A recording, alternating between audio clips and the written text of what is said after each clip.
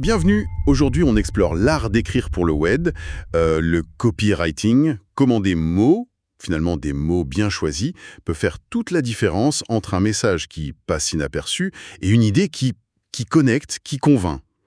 Hmm. Pour cette exploration, on va s'appuyer sur pas mal de contenus produits par Live Mentor. Ils ont des vidéos, une page web aussi, qui décortiquent un peu leurs approches, leurs techniques. Oui, et c'est une bonne base. C'est le Mur-Roland. L'objectif, c'est quoi? C'est d'isoler les stratégies qu'ils trouvent les plus pertinentes, comprendre leur vision d'un copywriting efficace et voir ce que ça implique concrètement pour ceux qui écrivent en ligne. On cherche un peu les déclics, quoi, les idées qui font tilt, absolument. Et le point de départ, si on suit leur contenu, c'est déjà de définir clairement ce qu'est le copywriting. Ce n'est pas juste de l'écriture, on va dire, littéraire, mais appliquée au web. Non, c'est une écriture qui est orientée vers un but très précis. Un but précis. Oui, capter l'attention sur des pages de vente, des sites, les réseaux sociaux, les emails, et surtout, provoquer une action derrière. D'accord. Les contenus de Live Mentor, ils insistent vraiment là-dessus. Un super design web ou une innovation technique géniale, ça suffit pas. Si le texte ne parle pas vraiment au lecteur, s'il ne le guide pas, l'impact est perdu. Le copywriting, c'est un peu le moteur invisible, si on veut, qui transforme une simple visite en interaction, voire en conversion. Justement, cette idée de conversion, elle est centrale, c'est ça? Il ne s'agit pas juste d'informer, mais vraiment d'amener le lecteur à faire quelque chose de précis. S'inscrire, acheter, télécharger un truc. Exactement. C'est une écriture qui est fondamentalement pragmatique, en fait. L'accroche au début, elle est cruciale, bien sûr, pour arrêter les gens dans leur défilement infini, Mhm. mais l'objectif final, ça reste d'inciter à une action spécifique.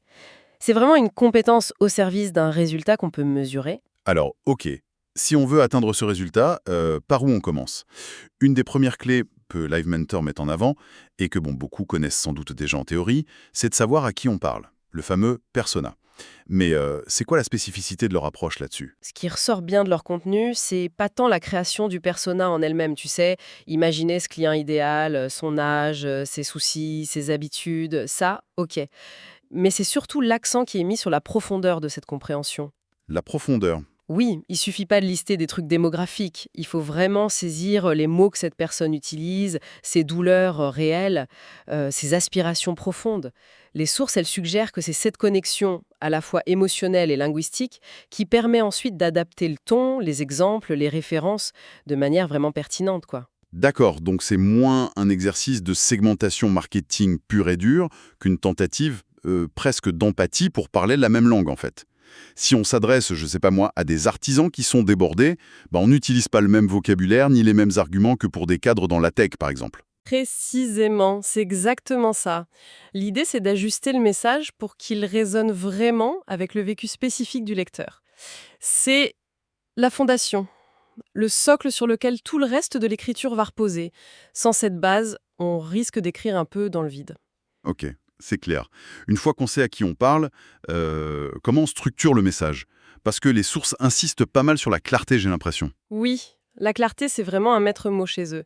Un concept clé qu'ils abordent, c'est celui du fil d'Ariane. Le fil d'Ariane. Ouais.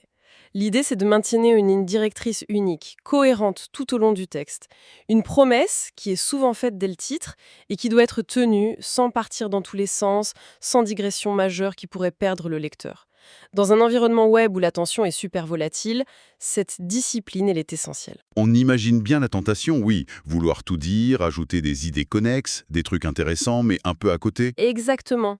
Mais voilà, les sources Live Mentor, elles préconisent de traiter un sujet principal par contenu. Point. Elles reprennent aussi une règle qui vient du journalisme, sexy, précis, concis. Ah oui. Sexy, précis, concis. Oui, rendre le propos attrayant, engageant, sexy, aller droit au but, sans jargon inutile, précis. Et être bref, concis. Voilà, ne pas utiliser 50 mots si 15 suffisent. C'est vraiment une question d'efficacité et aussi de respect du temps du lecteur. Et cette concision, ça ne concerne pas que les mots, j'imagine. La forme aussi, peut-être. Tout à fait. Pour les textes qui sont un peu plus longs, la structuration visuelle est capitale. Les sources insistent beaucoup sur l'utilisation de titres, de sous-titres clairs, de paragraphes courts, de listes à puces. En gros, tout ce qui peut faciliter le balayage visuel et permettre au lecteur de saisir rapidement les points clés. D'accord. L'objectif, c'est vraiment de rendre la lecture aussi fluide et agréable que possible. Bon, abordons un point qui a l'air vraiment crucial d'après les matériaux. Le titre. Il est présenté un peu comme l'élément décisif pour obtenir le clic. C'est vrai, ils y accordent une attention toute particulière. Les titres, c'est un peu la vitrine, quoi. C'est ce qui détermine si le lecteur va entrer ou juste passer son chemin. Que ce soit sur Google, dans un email, sur un réseau social, c'est pareil. Hmm. Et les sources mettent en avant une technique assez mnémotechnique pour construire des titres efficaces, la règle des 4 U. Les 4 U. Ah oui, ça sonne un peu comme une formule magique. Alors, décodons là. C'est quoi le premier U? Le premier U, c'est pour urgence. L'idée, c'est de suggérer qu'il faut lire maintenant, que l'info est limitée dans le temps ou alors très actuelle. Par exemple, les changements à connaître avant demain ou ce que vous ratez en ce moment si vous ne. D'accord, ça crée une petite pression, ouais, pour pas rater le coche. Et le deuxième U? C'est l'unique. Le titre doit suggérer que le contenu est spécial, différent, qu'il offre une solution ou une info qu'on ne trouve pas ailleurs. Quelque chose comme la méthode méconnue pour ou le seul guide dont vous avez besoin sur Intéressant, ça pique la curiosité. Le troisième U? Pour le lecteur, qu'est-ce qui va gagner à lire ce contenu? Comment économiser X euros par mois? Cette astuce pour améliorer un problème spécifique. C'est la promesse d'une valeur concrète, directe. Logique. Et le dernier U du coup? Le dernier, c'est l'ultra-spécificité. Le titre doit être le plus précis possible sur le sujet traité ou la cible visée. Par exemple, guide SEO pour les restaurants en 2024 ou ce que l'annonce de nom d'entreprise signifie pour les noms de profession. Cette spécificité, elle est particulièrement valorisée dans les sources pour attirer une audience vraiment qualifiée. Notamment, ils le disent via la publicité payante, le SEO. D'accord. Donc urgence, unique, utile, ultra spécifique. C'est une bonne grille d'analyse, effectivement. Et les sources, elles mentionnent aussi d'autres leviers pour les titres, non? C'est pas juste les 4 U. Oui, oui, bien sûr. En complément des 4 U, elle rappelle l'efficacité des verbes d'action forts. Découvrez, optimiser, maîtriser. Il y a aussi les mots forts ou émotionnels. Incroyable, secret, essentiel. D'ailleurs, elle donne un conseil, se créer sa propre petite liste de mots qui marchent bien. Ah, pas bête. Et puis l'utilisation des chiffres aussi, pour apporter de la crédibilité, de la précision. 5 étapes, augmentation de 30%. L'idée générale, c'est vraiment de tester, d'expérimenter et de voir ce qui résonne le mieux avec son audience cible. Ça donne pas mal d'outils, c'est sûr. Mais au-delà des techniques pures, qu'est-ce qui fait un bon copywriter selon Live Mentor? Quelles sont les qualités personnelles qu'ils mettent en avant? Alors, il y a 3 qualités principales qui ressortent. D'abord, la créativité, évidemment, pour trouver des angles originaux, des formulations qui percutent. Ensuite, le souci du détail. Le souci du détail. Oui, et ça se manifeste à 2 niveaux. À la fois dans la compréhension fine du besoin du client, savoir poser les bonnes questions, vraiment creuser, et dans le choix méticuleux des mots. Chaque mot compte. Et enfin, une certaine résilience, on pourrait dire, ou une capacité à travailler sous pression. Ah oui. Bah oui, gérer les retours clients, respecter les délais, parfois devoir adapter son texte plusieurs fois. Faut tenir bon. Créativité, souci du détail, résilience. Ouais, ça peut sembler un peu intimidant quand même. Est-ce que c'est présenté comme un métier réservé à une élite, à des gens particulièrement doués? Justement, non. Et ça, c'est un point intéressant dans les sources. Elles insistent beaucoup sur l'accessibilité. L'objectif premier, c'est pas d'écrire la plus belle prose du monde, c'est l'efficacité. Accrocher et convertir. Donc, c'est présenté comme une compétence qui s'acquiert, par la pratique, par l'apprentissage des techniques. Pas besoin d'être né poète, quoi. Il faut surtout être prêt à bosser son écriture dans une optique de résultat. D'accord. Et quelles sont les perspectives de ce métier alors d'après ces sources? C'est porteur? Opportunités seraient assez nombreuses avec la digitalisation qui continue. Forcément, il y a un besoin constant de contenu pour les sites, les blogs, les emails, les réseaux sociaux. Logique. La flexibilité, c'est aussi un atout. On peut choisir de se spécialiser e-commerce, SaaS, peu importe, ou rester généraliste. Et puis, il y a différents statuts possibles, salarié, freelance. La rémunération peut devenir assez attractive avec l'expérience.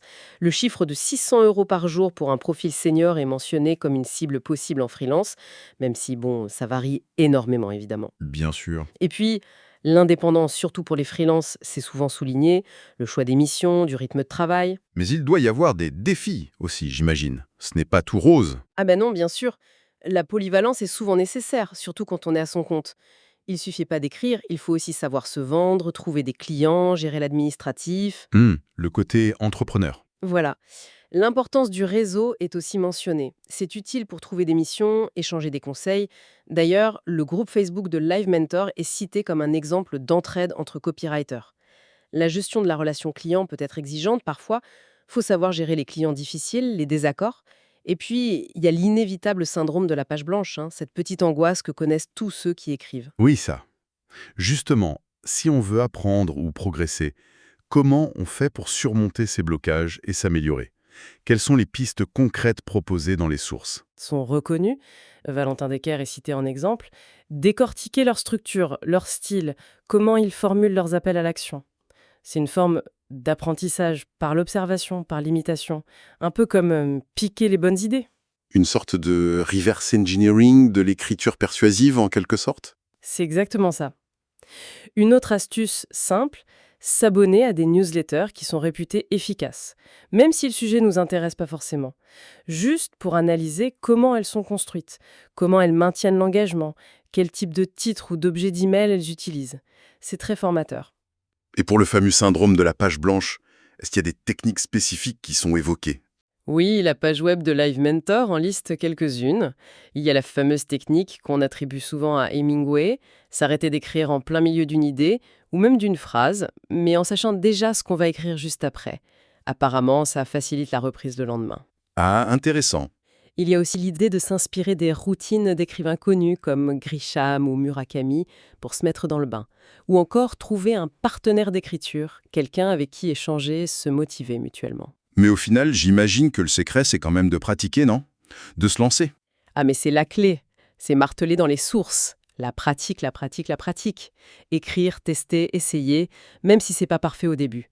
C'est vraiment en écrivant régulièrement qu'on affine sa plume, qu'on intègre les techniques. Faut pas avoir peur du brouillon. Et, corollaire super important, la relecture. Ah oui, essentiel. Essentiel. Utiliser des outils de correction, bien sûr, mais aussi prendre le temps de se relire soi-même à froid ou de faire relire par quelqu'un d'autre. Une écriture efficace, c'est aussi une écriture qui est soignée, sans faute. Un dernier point technique important qui est soulevé dans la page web, c'est le lien entre le copywriting et le SEO, le référencement naturel. Ce n'est pas tout d'être persuasif, il faut aussi être visible sur Google. Effectivement, les sources soulignent bien que les deux sont indissociables aujourd'hui. Un bon copywriter, il doit intégrer les principes de base du SEO, faire une petite recherche de mots-clés, les placer judicieusement dans le texte, optimiser les balises importantes comme les titres, les métadescriptions. Il faut structurer le contenu pour plaire aux moteurs de recherche autant qu'aux lecteurs. La page mentionne même la méthode MMECE. MMECM. Oui, Mutually Exclusive, Collectively Exhaustive. En gros, c'est une approche pour créer des articles de blog bien structurés, qui couvrent un sujet de manière complète, sans redites et logiquement. Et ça, apparemment, Google apprécie. D'accord. Si on prend un peu de recul sur tout ça, comment on pourrait synthétiser la vision du copywriting qui émerge de ces contenus Live Mentor? C'est quoi l'idée générale? Je dirais que ça dépasse la simple boîte à outils technique, en fait. C'est vraiment présenté comme une démarche stratégique globale, qui est profondément centrée sur le lecteur. L'objectif final est clair, souvent, la conversion, on l'a dit, mais le chemin pour y arriver, il passe par la construction d'une relation de confiance, par la démonstration d'une valeur réelle et par l'expression d'une voix unique, d'une personnalité. C'est utiliser les mots pour bâtir cette confiance et pour affirmer son identité, ses valeurs. D'ailleurs, l'histoire de Live Mentor elle-même, qui aurait beaucoup utilisé l'écriture comme levier pour se développer, est un peu citée en filigrane comme illustration de ce potentiel. C'est une compétence qui irrigue finalement toute la communication en ligne alors. Absolument. Que ce soit pour un article de blog, un email de vente, une page à propos, un post sur LinkedIn, savoir choisir les mots justes avec une intention claire et en pensant toujours à son interlocuteur, c'est présenté comme une compétence fondamentale à l'ère digitale. C'est vraiment reconnaître que l'écriture, c'est pas juste un contenant pour l'information, c'est un puissant levier d'action. C'est une perspective éclairante. On a donc vu, à travers le prisme de ces sources Live Mentor, l'importance cruciale de comprendre son lecteur, le fameux persona, la nécessité d'avoir une structure claire, le fil d'Ariane, sexy, précis, concis, la puissance des titres bien pensés, avec les 4 U, les qualités et les réalités du métier de copywriter, et puis les stratégies pour apprendre et surtout allier la persuasion et la visibilité avec le SEO. C'est assez complet. Et peut-être en maniant tous ces outils pour capter l'attention, pour influencer les décisions, une question peut se poser, une question plus personnelle finalement. Cette écriture persuasive, où est-ce qu'on place la limite, la frontière entre une influence qu'on pourrait dire éthique, qui aide vraiment le lecteur, et une persuasion qui pourrait peut-être frôler la manipulation en jouant un peu trop sur les biais cognitifs? Ah, bonne question. C'est une réflexion intéressante à avoir, je trouve, quand on utilise le pouvoir des mots dans cet espace numérique. Ça laisse matière à penser après notre échange. Une excellente question pour poursuivre la réflexion, effectivement. Merci d'avoir partagé cette analyse très riche avec nous.